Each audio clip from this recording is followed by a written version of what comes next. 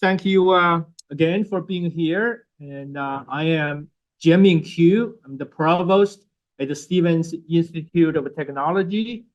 I welcome all of you to this 2024 Innovation Expo at Stevens. This event,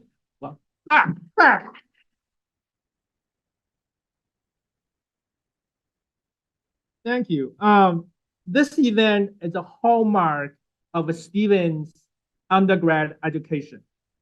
I don't think you can find it anywhere else. There's anything even remotely resemble this in the US on any campuses in the US. So it's great to see all of you here, obviously.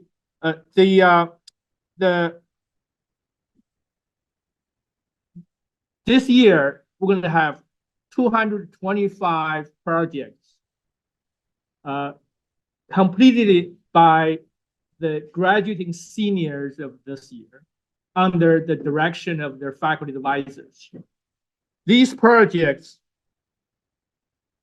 you will enjoy today are capstones of Stevens undergrad education.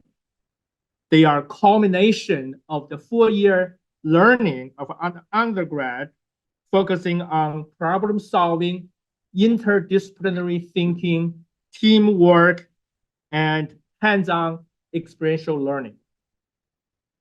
It reflects the ingenuity, the creativity, the enthusiasm, and the hard work of our students. So congratulations to all these seniors, and also congratulations to their faculty advisors. I'm very proud of all our students and the faculty, and kudos to all the faculty and the staff who helped us to organize the event of today. Now I would like to ask the president of Stevens Institute of Technology, Dr. Faradin, to come over and help us kick off the event of the day.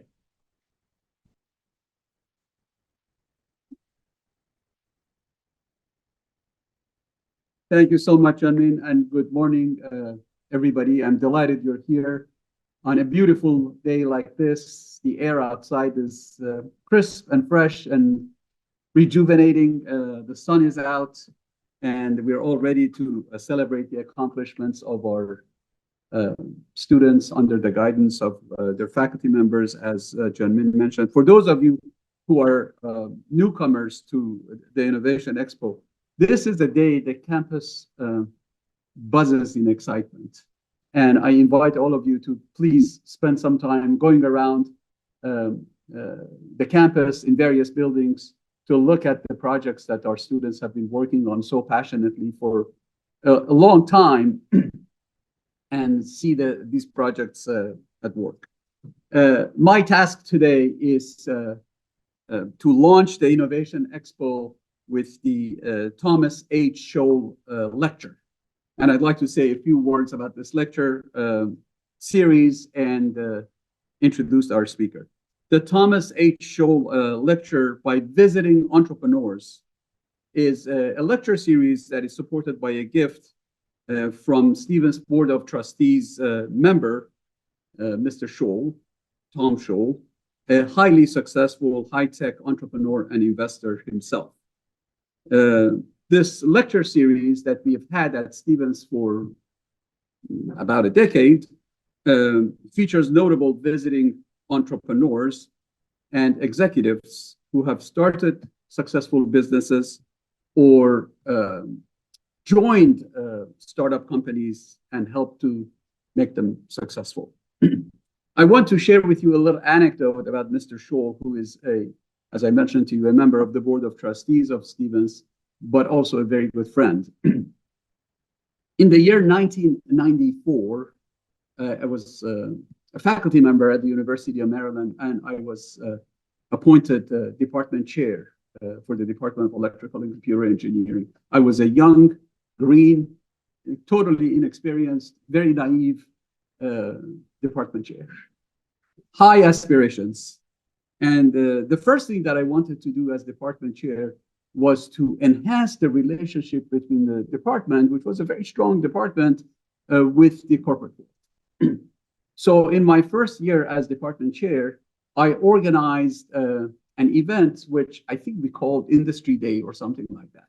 So we told the faculty and their graduate students to put on display all these magnificent research projects that they were working on. And then we extended the invitations. That this is at the University of Maryland, which was right outside Washington, D.C. We extended an invitation to large numbers of corporations that would have some interest in electrical engineering related activities. It was an amazing success story. This was the first time anybody from the University of Maryland had done something like this. It appeared that the corporate world was enthusiastic about having an event like this and learning more about what's going on in the university. So we organized this event in a very large building. The corridors were packed with student projects and posters, and faculty members were roaming around. And these corporate visitors were going from one poster and one display to another, learning about what's going on. And I was walking around the corridor and holding my head up. I was very proud of what I had done. And this gentleman approached me. His name was Tom Scholl. And he introduced himself. He said, "I'm Tom Scholl. I'm the CEO of Telegene Networks." I had no idea what Telegene Networks was. I mean, Telegene Networks was not an IBM, or it was not a Texas Instruments or a Hewlett Packard, or it was a name I was completely unfamiliar with. Nevertheless, I shook his hand and I welcomed him. And then he said, "Well, I am the CEO of this startup company called Telegene Networks, and we would like to hire some of your students."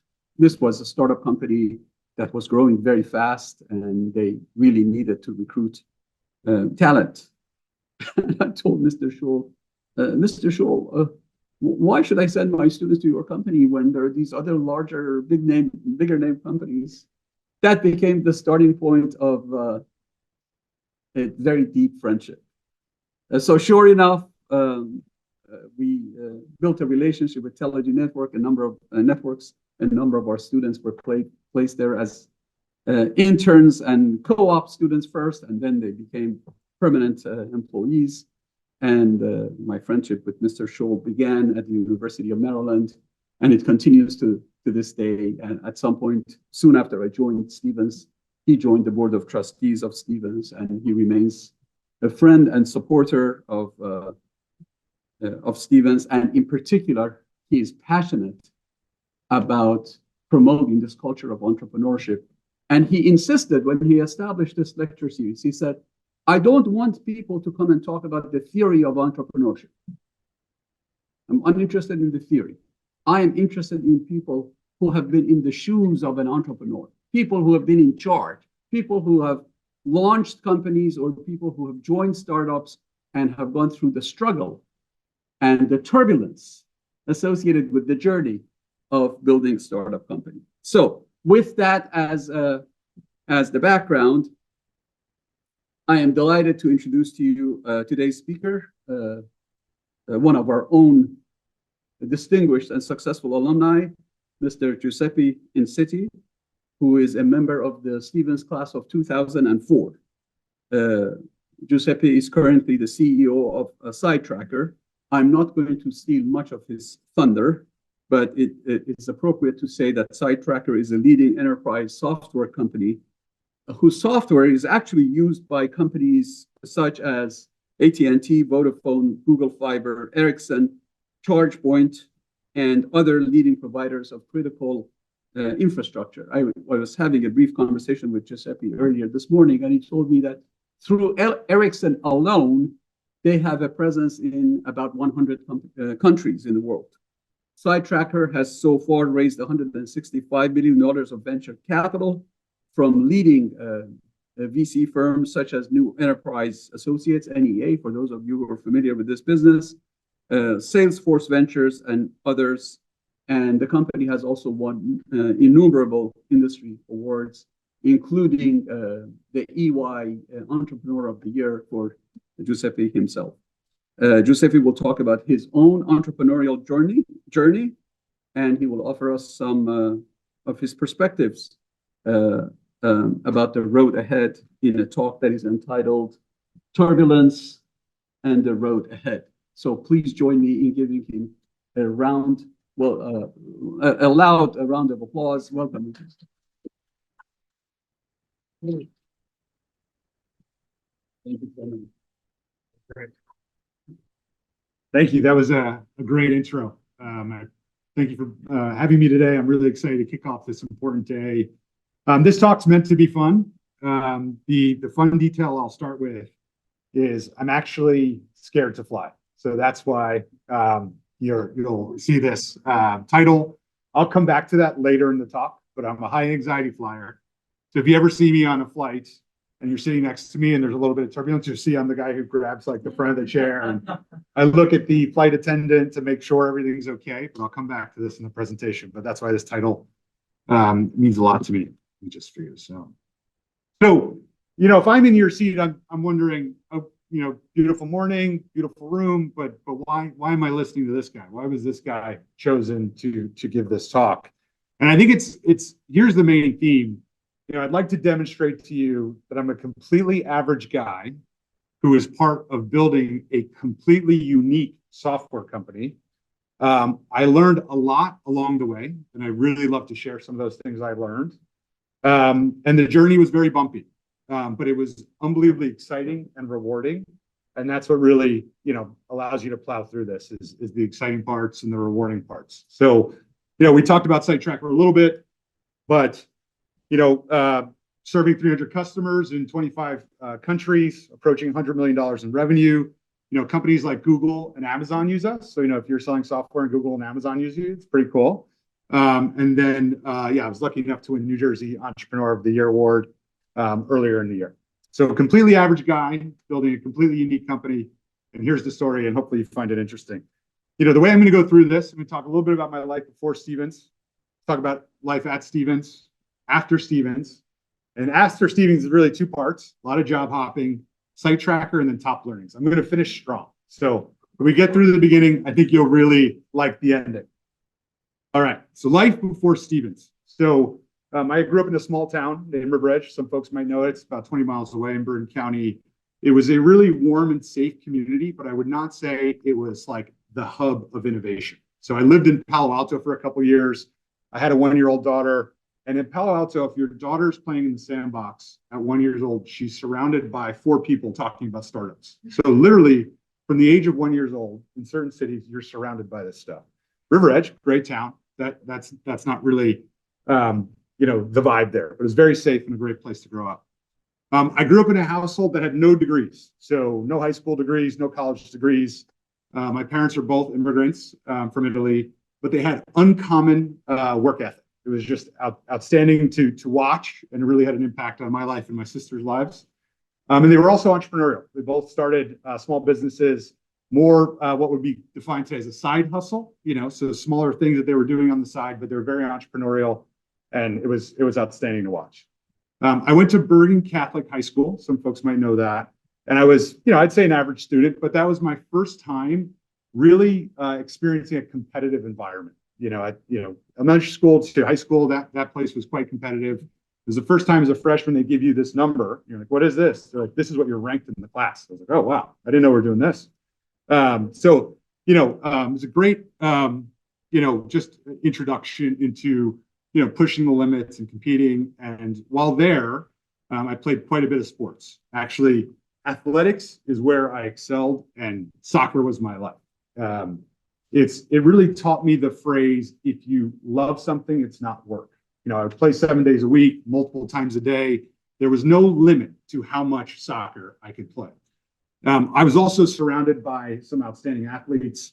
One is named Giuseppe Rossi. He's a younger player that went on to play for the Italian national team, even though he grew up in Clifton, New Jersey.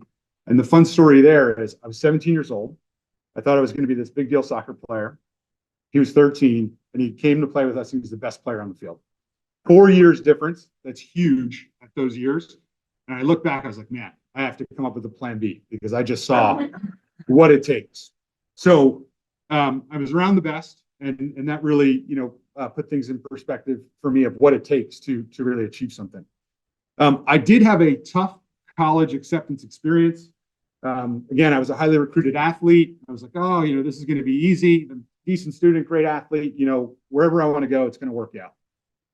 That's not the way it went. Very late into my senior year, I got some bad news from a school I wanted to go to.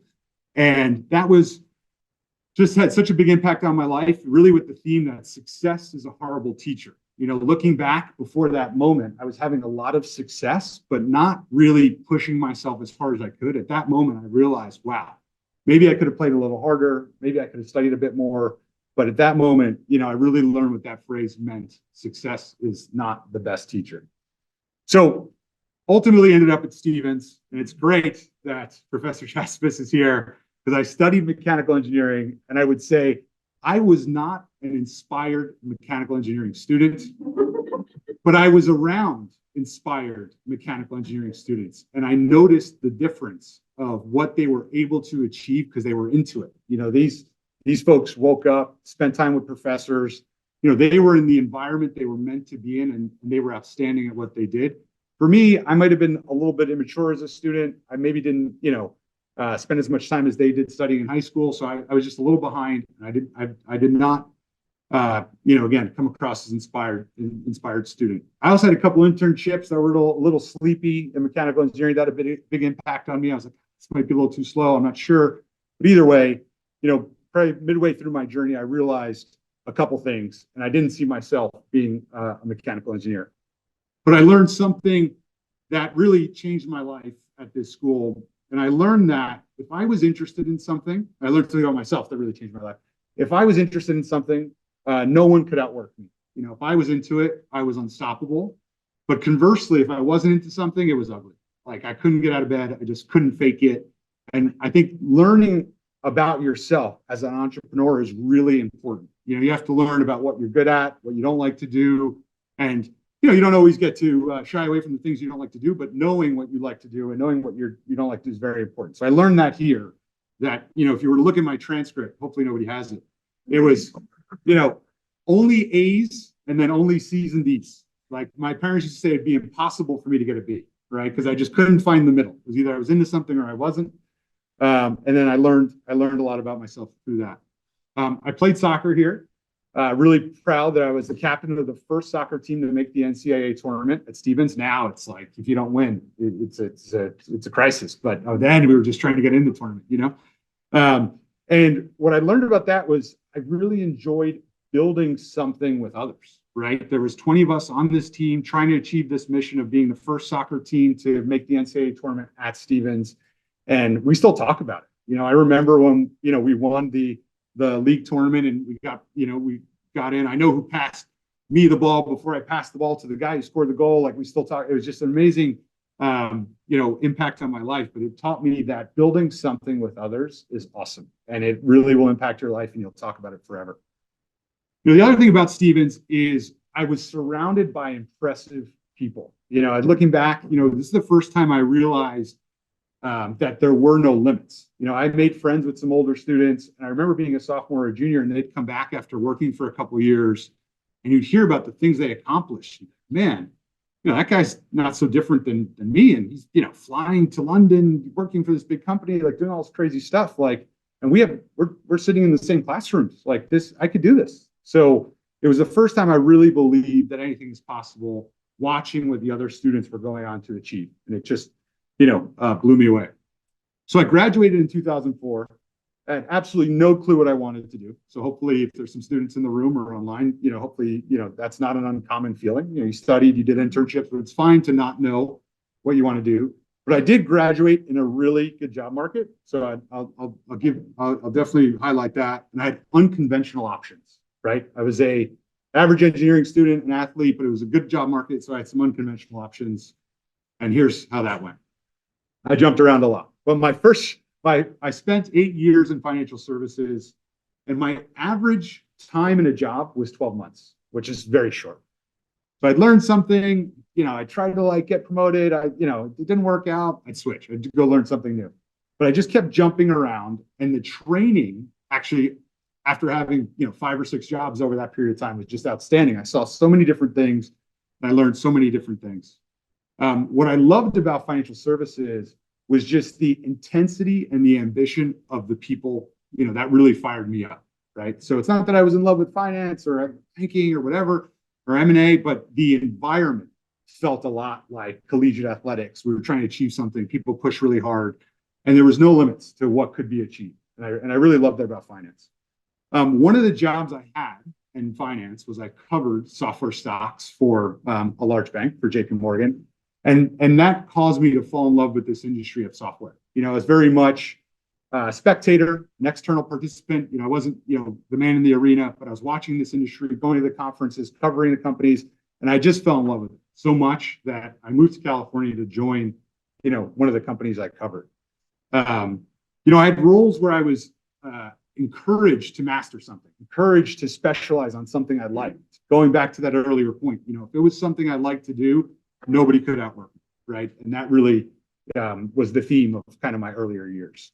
I worked really hard for folks, unbelievably hard, and they invested in me. So I feel like I got some special treatment due to the effort I put in.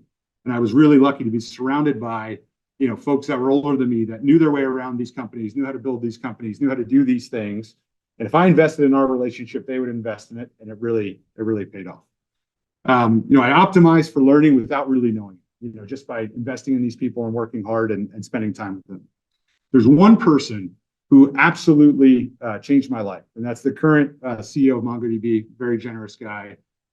Gave me a lot of confidence, but he also gave me my chance. But it's kind of funny is I was very close working with him, and I was watching him run this amazing company that would go on to be just have an outstanding outcome. And I was like, man, this guy's very impressive, but I think I could do this. I think I could do what he does, right? And through that exposure, I really got the confidence to give it a try.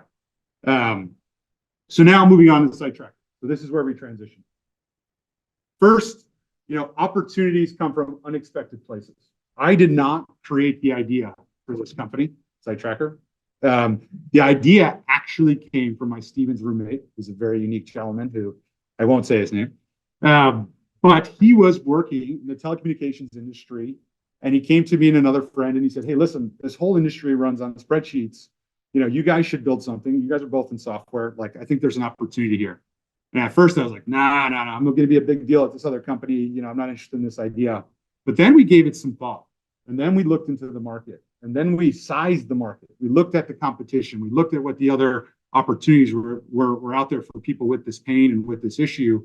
And we found out that the market was like big enough to go for it, right? And there was low competition. So I'll come back to these themes, but it was a big enough market with very low competition. So we were going to go for it. Now I had to come home and tell my wife that I was going to quit my job at this really fancy tech company that was going to have an outstanding outcome. We're planning having a family. It was a really tough time. I was, or bad timing. I was 33 years old at the time, again, about to, start having a family. And I come in and I say, hey, I'm going to just walk away from all this. She looked at me, she's like, really? Like, you worked so hard to get here. This looks like this is going to happen. Like, we're finally in a seat where this is really going to take off, and you're just going to walk away from it. And I said, yes. I was like, this is just something I have to try. I have to take this shot. If I don't take this shot, I'm going to regret it. So we went for it. Turns out, we actually didn't have anything figured out of what I know now. We probably know 2%, and you get a lot of luck along the way. But we did have one killer feature that in the beginning really had a big impact on the market and got us going, right? So again, market sizing, understand your competition, think about a killer feature, think about the concept of differentiation. There's a book out there called Differentiate or Die. And that's true. You got to have a differentiated offering. Think about selling pizza in Hoboken, right? Like, there's a lot of pizza around here. You got to have some differentiation, right? So there's 10 of us. We had this differentiated feature, and we really started to have some great results. Energy and commitment made the impossible possible. So there was a team of 20 of us at this time, after about a year in. And the things we would do together were just outstanding, because everyone was, very much like that soccer team that made the NCAA tournament. We were all unbelievably committed to the mission. They're high quality folks, and we wouldn't accept failure. So we, went through some bumpy times and really had some great results. And it was actually smooth sailing for maybe 2 years of smooth sailing. So Sitetracker continued. Our first crisis. So this is going to come back to the whole point of this now. So our largest customer, one of the largest telecommunication companies in the world, which we were using as our marquee customer, as our branding. Whenever we would introduce ourselves, we would tell this story. So it was like our identity, essentially copied our software and told us they're not going to work with us anymore. We're like, whoa, this is a big deal. We're losing our biggest customer, our number one branding customer. They took our idea. If they could take it, anyone could take it. And we were right in the middle of a really important fundraise to get additional capital to run this business. What happened is we rallied through it. That young team of energy, what we decided to do was outrun the problem. We're like, well, if we just accumulate so many customers, no one will know. So we just put it in overdrive. We didn't try to save this customer. We just kind of outran the problem, and that kind of worked.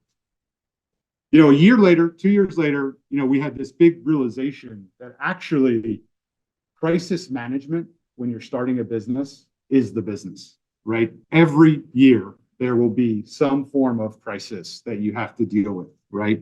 There's some very notable ones, pandemic, right? Interest rates drying up VC funding. There's going to be a crisis every year, if not every 2 years, when you try to do this. And, realizing that managing crisis is as important as building products had a huge impact on our outcome. So that's kind of a big, part of the messaging here. It's, you're going to build an amazing product, you're going to build an amazing team, but no matter how good you are, no matter what the market is you're in, you're going to be faced with crisis. And at that moment, it'll probably be scary, and you're going to have to really, dial in to address that crisis. But then when you look back, you're like, wait, this isn't so bad. I've done 3 of these. We built an amazing business. It's just, part of the job. So you have to be up for crisis if you decide to do this. We kind of came up with this secret formula that I'd like to share with everyone here, who's going to think about doing this. We call it the 3 E's. If you want to be successful at this, you have to do 3 things. And luckily, they all start with the letter E, so they're, easy to remember. First one is execute. At the end of the day, if you're going to go do this, no one's going to come in and do it for you. So you're going to have to execute, whether it's sales or product or hiring. You have to be able to write down a plan and achieve that plan. So you have to execute. The second one is energizing others, right? No great business was built by one person, right? Look at the employee counts of the best companies out there. We were talking about Tesla this morning, SpaceX. Those companies, yeah, there's one very notable person who had that idea, but there's tens of thousands of people that have to be energized by that vision to ultimately make a rocket ship land, or change the world of automotives. So you have to be able to energize others. And then lastly, and I think this one's the most important, is you always need to look for edge. You always need to innovate and look for the incremental. There's no point in this journey in which you can flatline and say, hey, I achieved my short-term goal. We had this goal to get 10 customers. I got them. We're going to flatline what we're doing. Doesn't work, right? At every moment, you have to look for edge, the incremental, and the innovate.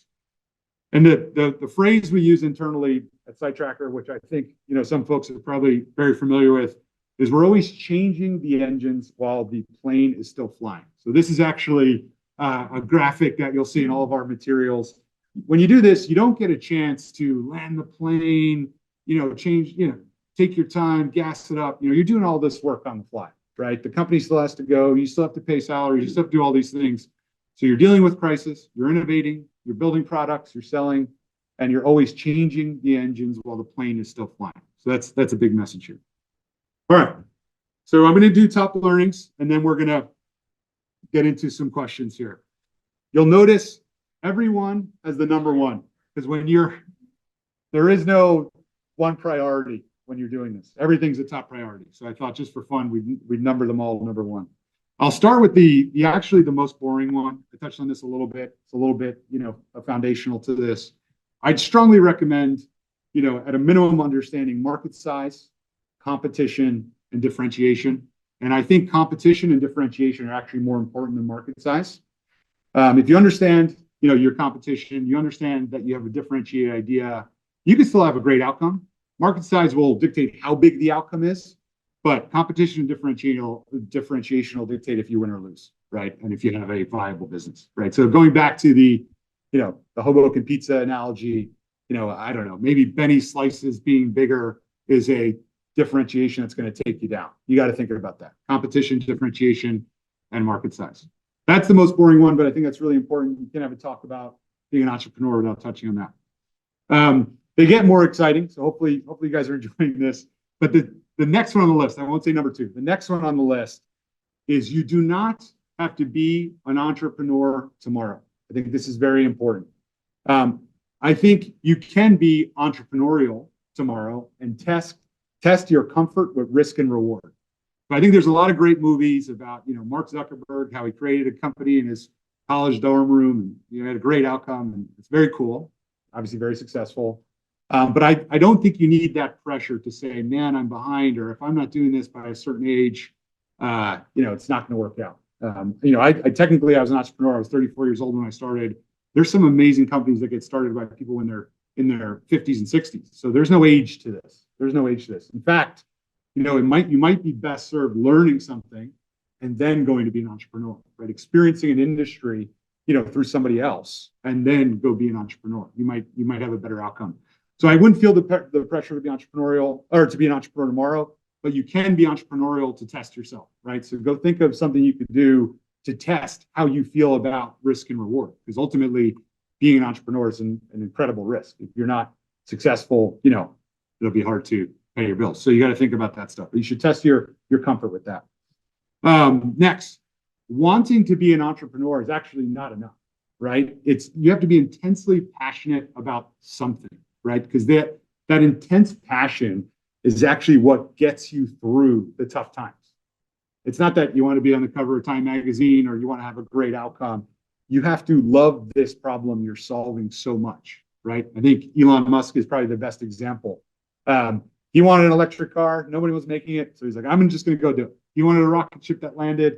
He was so passionate about it. He funded it himself. So I don't think it's that he did those things to be famous. I think he was just so into that problem that he was unstoppable. So it's not enough to say, I want to be an entrepreneur.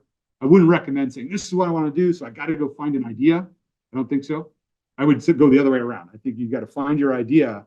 You might be able to test that idea, in a different format, but then ultimately you could go for it. So wanting to be an entrepreneur is not enough. It's really about the passion. Find something that you're really passionate about. For me, it was building a software company. That's the thing that got me unbelievably fired up. I studied them for so long as an equity analyst. I worked with them. I was like, man, I want to build the best software company that has an impact. So that's what I was so fired up about. Coming back to the title of this and me being scared to fly. In the early days of Sitetracker, I was taking 8 to 10 flights a month, right? And I was scared to fly. That's how bad I wanted it. And I'm good on big planes, but I was taking like some really sketchy flights to Pittsburgh. I was doing some sketchy stuff, but that's how bad I wanted it, right? 8 to 10 flights a month, being scared to fly to pull this off. That's how bad. That wasn't going to stop me. All right, next. Expect this to be the hardest thing you've ever done. Expect this, expect to overcome big setbacks. And when you're having the setbacks, that's when you're winning. Overcoming one setback leads to another. I always say doing this is like entering a triathlon, but not knowing how to swim or ride a bike. Like you might start out running. You're like, okay, but I'm in this race. And you're going to get to a challenge where like, oh, we're swimming now. And I don't know how to swim. You got to figure it out, right? You're going to get to the bike ride. You got to figure it out. That's nothing really prepared you for this other than doing it. So expect it to be hard. I think if that's your expectations, it's actually way more survivable. You go in expecting it to be hard. You're like, this is what it's supposed to be like. These are everyone has challenges. Google has challenges. Microsoft had challenges. IBM had challenges. Look how big they are. But I think just expect those challenges, and it'll, give you a better chance at, surviving this. Next, surround yourself with, people doing this, right? Find a great mentor. I always think about mentors as targets. People I want to be around, people I want to achieve what they achieve. That support helps, right? So even if it's not being an entrepreneur, if you want to be an artist or a poet or a mathematician, whatever, being surrounded by it I think will help you, right? People also, trying to navigate these challenges will save you time and be a great support net.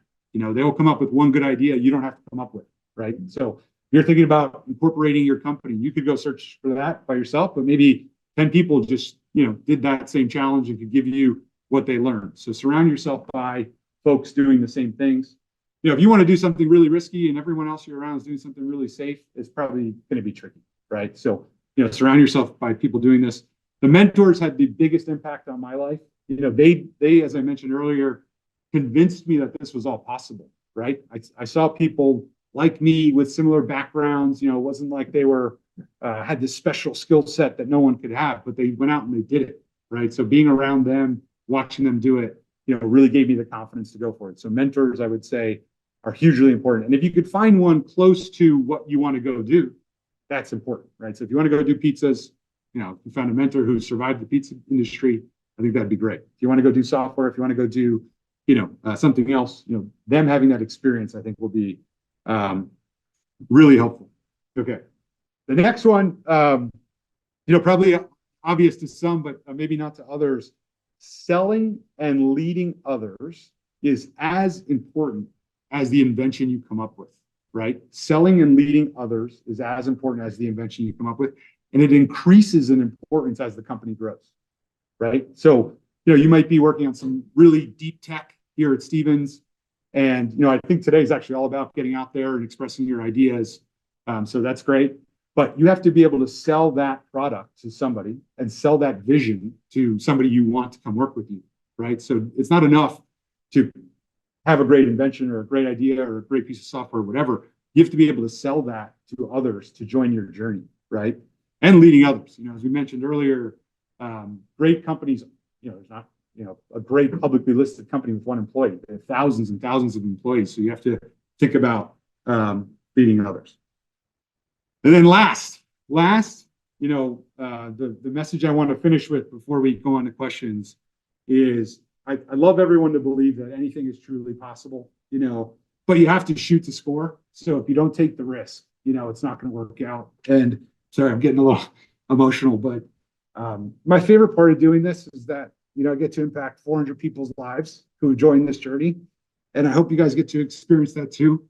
But you have to shoot to score. It's scary. Thank you.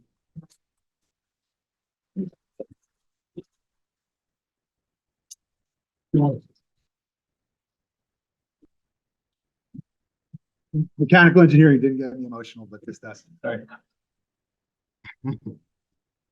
Question for Giuseppe. I think we have Great. microphone.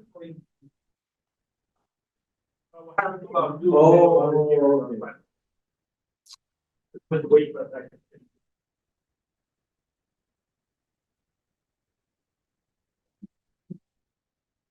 Or maybe you can ask and then Giuseppe will repeat it. Yeah, I can repeat it. I heard it. Yeah. There's fair and unwillingness, but quality on par with profit. And you didn't. It just seems like in order to have a successful company that has long legs, that the quality has to be an easy part of your picture. And I just would like to hear what you Yeah. have to say about that. Sure. So the question, I'll just repeat it, is, thinking about quality as you build an organization and putting that on par with other things. What I would say about quality is it gets increasingly hard with scale, right? So when we were 10, 20 people, quality control is easy, right? It's like one restaurant, the tomato soup's going to taste good, right? 100 restaurants, tricky. So I think, an issue like quality or an item like quality gets more difficult with scale, right? And then there's two ways to solve difficult things. One is process, right? So you put so much process in place that nothing gets out, low quality. And the second is culture, right? And you have to find that sweet spot between process and culture. If you try to solve something with all process, you could kill innovation because everyone feels like it's pretty rigid. If you do everything culturally without process, it's a disaster, So I think you have to, over time, find that balance between culture and process. And culture is not something you write on the walls. those are values. Those are your corporate values you write on the wall. But culture is who you hire and how you reward behavior, right? So, I'd look at the reward system and say, hey, do we have a reward system that rewards quality, or are we just rewarding revenue and growth and all these different things? And what we do, customer references are so important that we can't have low quality. We would just be out of business very soon. But if you're in a more monopolistic industry where there's only two participants, I think you have more control over that type of stuff. So for us, it's like you need quality to survive. But as you get larger, some large software companies, for example, could have the same issues. You have to find that balance between process and culture, I think. It's not perfect. We haven't want to have it perfectly figured out, but that's what we're always trying to do. I love it that we have questions. I was having nightmares that we're not going to have questions.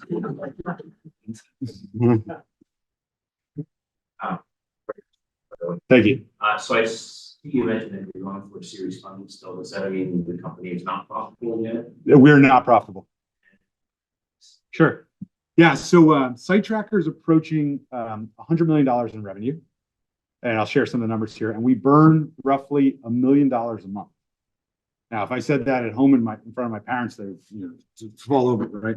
But that's not so uncommon in the software industry, as long as you have good retention rates and you're growing. And the way to think about our financial model is we're spending ahead in sales and marketing to own an industry. So if we were to pull out our sales and marketing expense, the company would be profitable. We're spending ahead in sales and marketing to own the industry. And we should be cash flow positive within 12 to 18 months. So we're just on the edge there.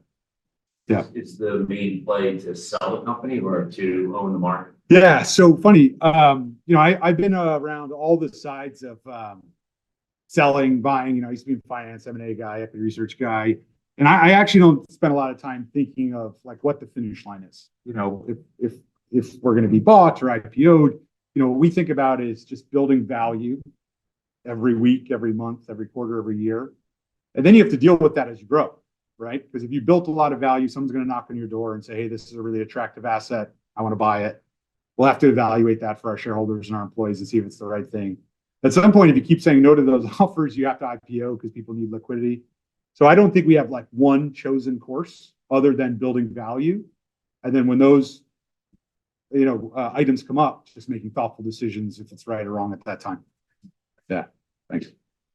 Thank you very much for that. It's great presentation. And I'm interested in exactly what does Sitetracker do. Sure. Yeah, it's great. I didn't want to burn so much time on that. So we're a software platform that could be most easily thought of construction management software. So tracking all the steps with a construction process, but primarily used in telecommunication and energy networks. So if you're building 1,000 telecom towers or 10,000 EV chargers or putting solar on rooftops, it's really about managing all the steps associated with repeatable construction. Question right there.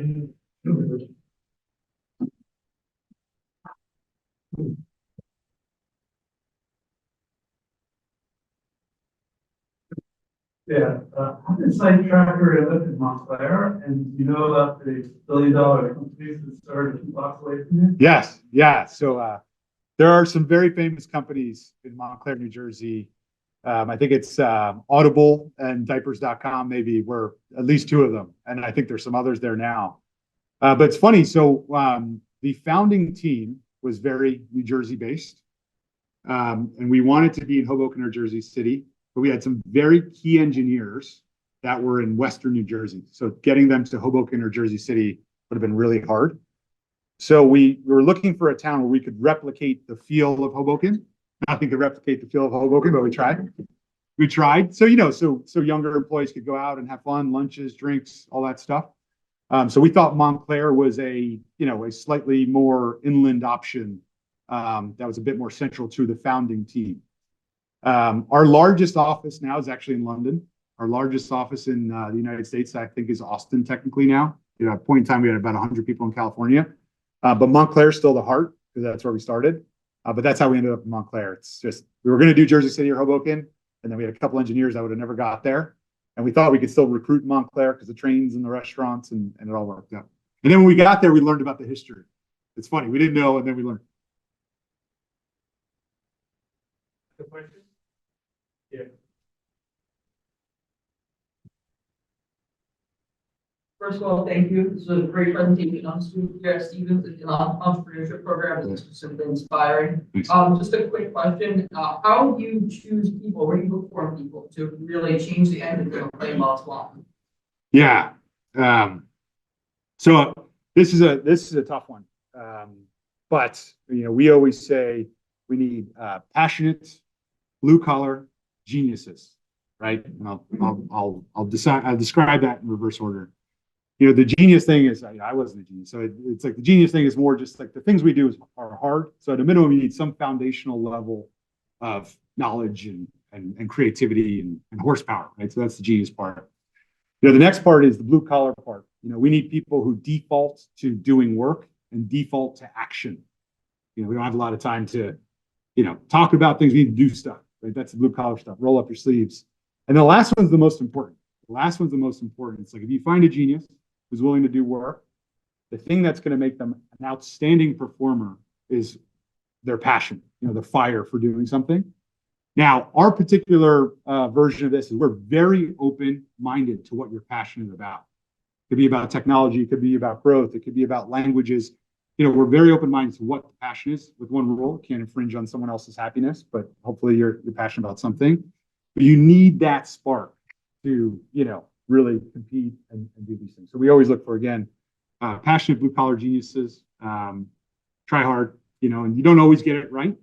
But when you get it more right than wrong, an organization kind of becomes self-healing, right? And if the majority of your people are passionate blue-collar geniuses, then if someone's not, they won't feel that comfortable. They'll be like, hey, this just isn't for me. I don't want to grind like you guys grind, or I'm not that passionate about this, or, and then it kind of becomes like a bit self-healing, which is cool in the beginning. And it gets harder. The question in the back.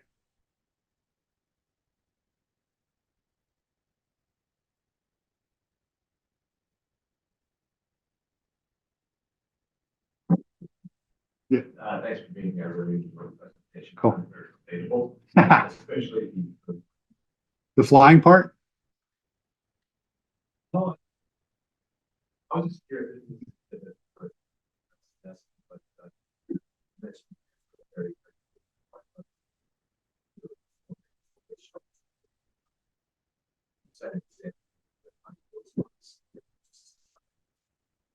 Yeah. Hopefully I don't get emotional again, but I will. So the question was, no, it's okay. So my father was, he moved to this country when he was a teenager, couldn't speak the language at all. So, education was hard. But he became a machinist and ultimately a self-taught engineer who built pharmaceutical packaging machinery, right? So if you go to Colgate-Palmolive, you'll see some of the machines he built. And he'd, normal 9 to 5, 9 to 6 job. But he'd come home every night. And also, we had a machine shop in our house. So he had his own little business called Metal Art Industries. There he used to build, and work. And, you'd see him down there in the evenings. Sometimes we'd go to soccer games together. He'd come back. You'd have to go do some work at night. Weekends, even got me involved a little bit. So I was just surrounded by that feeling that it wasn't weird to work late, or it wasn't weird to work on the weekends. You could find a way to do all this stuff. We have to do this. So it was just natural to me to work late or weekends. Like, okay, that's fine. My mom, raised kids, and she liked working in the kitchen and created a small catering business in town, sandwiches and cookies and stuff. Same thing. Like on the weekends, she'd be like, no, we got a catering job. We're dropping off sandwiches at so and so's party. But I guess to me, like the biggest takeaway was like I didn't think it was unnatural when someone's like, I need you to stay late tonight to go do something, or we need to work this weekend to finish. And I was like, oh, yeah, sure, whatever. Figure that out. So that's probably the best example. I was just around that, and there was no talk of like, oh no, we can't do this. It's Saturday. None of that. None of that. Yeah. Then one more question here, and the front, in back there. Sorry.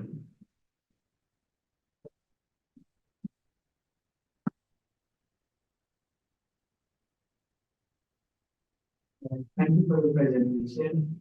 Actually, I also like the theory, but the practical part is more important than the theory. So I have two practical questions. First of all, you mentioned differentiation or die. So I want to know what's the differentiation. Also, can you elaborate on your business model? Sure, sure. So the questions were, hopefully everyone heard this. What was our differentiation? And talk about our business model a little bit. So, yeah, we entered an industry where everyone wanted to change how the end user worked. That was just the default way they thought about it. Primarily the end users were working in spreadsheets. Everyone, didn't like that because you can't, aggregate what they're doing. You can't do reporting, all these different reasons why everyone working in their own individual spreadsheet just would never scale for a business like AT&T or all these other guys, right? But they were trying to change the end user. The end user at the time was building networks that way for 20 years. There were construction workers working a certain way for 20 years, and where people were trying to change how they worked, and they were failing, and they were shocked. We're like, have you ever met them? They're not going to change. So what we did is we put the spreadsheet in our application. So we came to them and went bottoms up and effectively created almost exactly what they were using in the application, while giving all the executives and all the enterprise functionality people expected. So looking back, it looked so basic. It's like, come on, these guys are using spreadsheets. Why don't we just put this in the app? But that was like a mental block on the incumbents. And that was our killer applications. We did not try to change the end user. We looked at it by every individual profile that needed to use this application. We gave them what they needed, and it worked. Our business model is a very common subscription software business model where we sell by the seat. So, if I call on you and you have a company, you will pay me more if you have 10,000 employees versus 100. We just charge you per seat, almost like a cell phone bill, but just committed, for a longer term. Yeah. The second role here.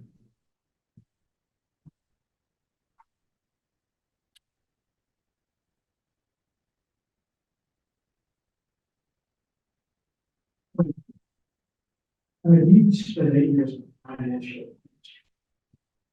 It's obvious your business is going way less. How are your finances? How do you finance the business? Sure. Yeah. So today, the business is primarily financed from our revenue because we have a lot of customers, right? So we have, roughly $100 million in revenue. So primarily it's financed by, our customers paying us for using our software. But in the early days, to start it and to kind of get it out of the gates, we went to Silicon Valley, traditional venture capitalist with our pitch, with our story, with our differentiation, and raised roughly $165 million to create the business. But, it was people that wanted to take the risk with us to say, hey, here's some money, we think it's going to work. And then we would sell our equity to those folks in a very traditional venture capital model. Yeah, thank you. Darren.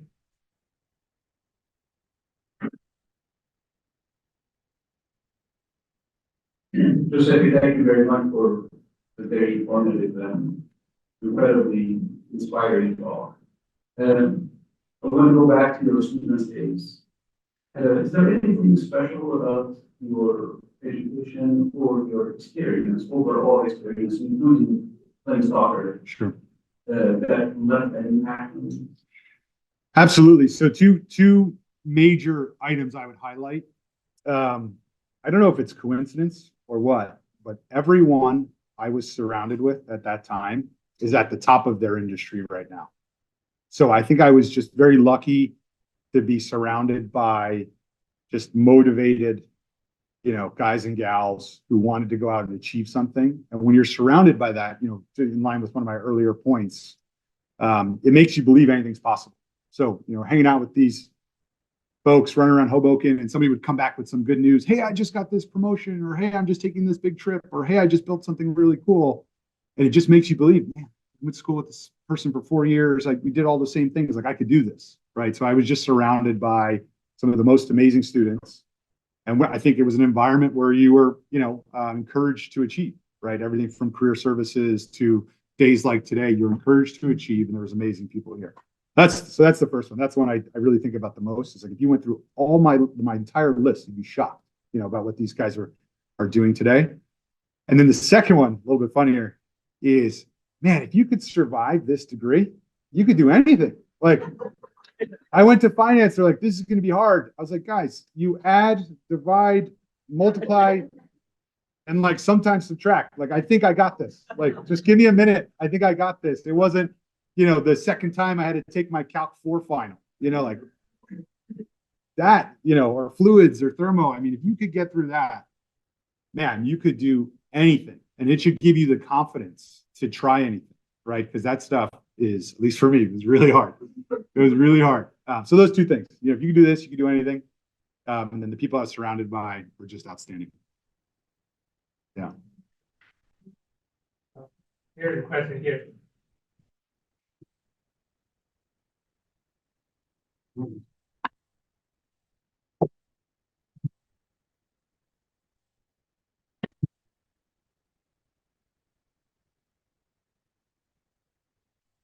Hi, you're wonderful. Thank you. So my question is, will ChatGPT affect your job? Awesome question. So the question, hopefully everyone heard that, is will ChatGPT or AI impact? I think our business, maybe everyone's business. Like what will the impact be? First, I think AI will make it even easier to start software businesses, right? So it is a productivity tool for developers. So it'll make it easier for everyone to create something, right? So it lowers the barriers of entry for everybody even more, right? So that's my first, probably most important view, is that, if you thought it was easy to start a business, 5 years ago, it's easier now, right? Because you don't need as many developers because they're more productive, at least in what I do. The second thing is I think it shifts the value from the software to the data, because you have to train these models, right? So I ultimately think the larger companies still have an advantage, but for my company, we probably have more data about building these assets and photos, and we have a bigger set of data on building these types of networks than anyone else. So I think I'll ultimately have an advantage when people are looking for generative AI and all these different things. So I think it shifts the value to the data because it just got easier to build applications, right? ChatGPT is trained on the internet. It's trained on, YouTube, all these different things. When you do AI within an application, it has to be trained on your data set. If you don't show up with any data, it's not going to be able to answer any questions. So I think it just shifts the value to the data, and then the folks that own the data will have an advantage. But for startups, I think you could build some amazing things a lot more efficiently. Let's take people online in the chat. Are there any questions from online? All right. Okay. Over here. Thank you. Can you wait for the mic? Yeah.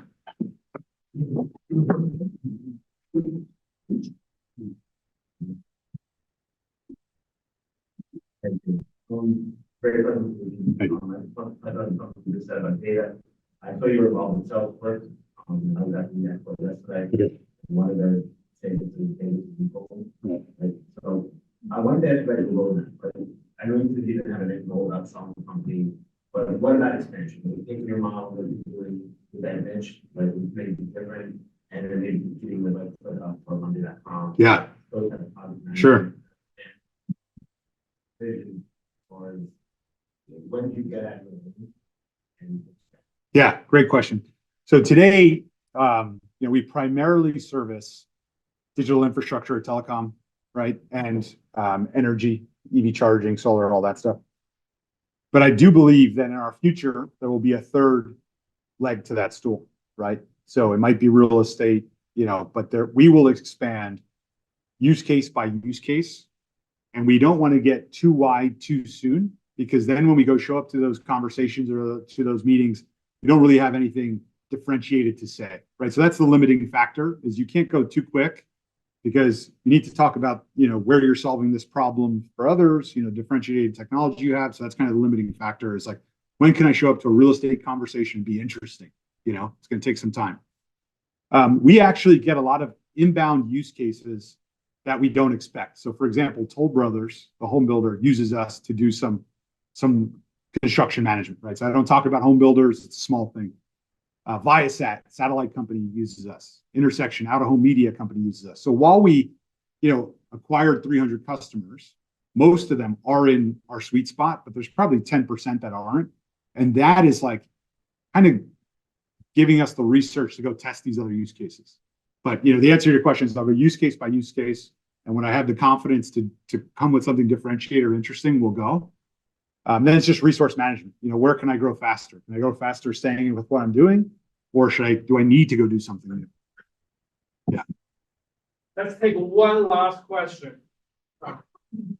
Let's go with the student here. She right here. I think you wrote her hand earlier.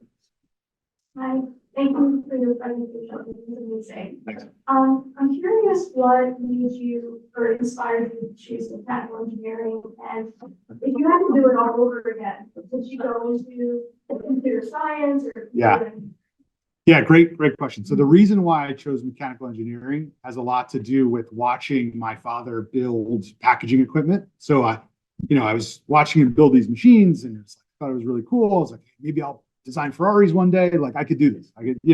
So it's being exposed to it. I probably didn't know it, but he was probably seeding that idea. Like, hey, you could do this. It'll be cool. And then I got on this, like, I'm going to go design car. That was kind of the thinking there, right? So I was around it. Looking back on it, I think I could have liked computer science because I really like financial modeling and just diving into stuff and just building things like that. So I think I could have done that. I think engineering management could have worked. I'm not sure if that's still the same degree, but when I was around, there was this great degree called engineering management, which was like you got some engineering, but some of the other business side of it. So that might have been the perfect sweet spot for where I was probably meant to be. And I think the business and technology degree when I was in school would have also been, a great place for me. But I don't know, could have been either of those. I probably would have chose where the math was the easiest. Like discrete math. Like I don't know, that would have been tough. That's what I would have done then. Like, where is there the least amount of complicated math? Well, that's it. Thank you.